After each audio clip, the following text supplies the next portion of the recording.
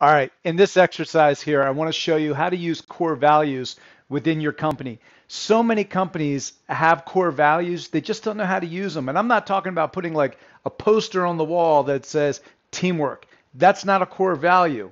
So in this exercise here, I'm going to show you how to start using core values on your team to hire, fire, and promote members of your team. So in this exercise, I have my 4 core values along the top. I have serious fun, own it, be the change, and question the defaults. They're my core values from my coaching practice. And on the side here, I have 3 made up people that would be on my team. And what I want to do is periodically review the members of my team. So say I'm doing a quarterly review or quarterly conversation. That's what we call it in the scaling up world. And I'm going to go talk to Jill here.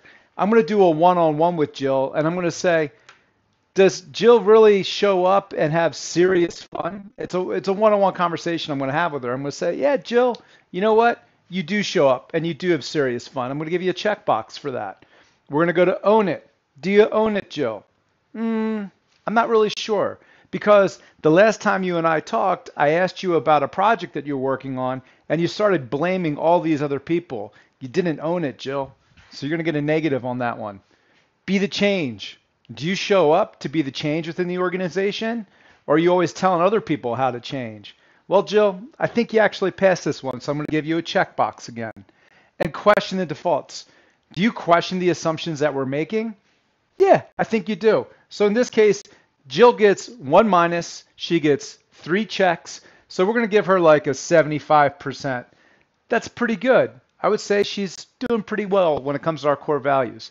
Let's go to Trevor. Trevor does not have serious fun. Trevor doesn't own it. Maybe, we're not sure on this one, be the change. And over here, he gets a checkbox. In this case, I really can't give him 50% because we're really not sure on this one. So we're going to say he's less than 50% on being in our core values. Now we get to Stacy, and Stacy is more of a check, check, check, check. 100% core values.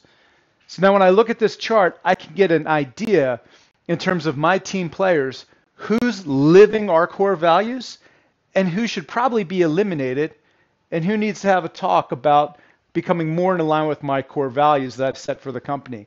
In this case, so say Jill has 1 negative, that's totally coachable. So if we go a couple quarters and Jill has that negative and it doesn't change, that's up to you. Do you want to have somebody in your company that's missing one of your core values, or do you want to have somebody like Stacy here with 100% of your core values?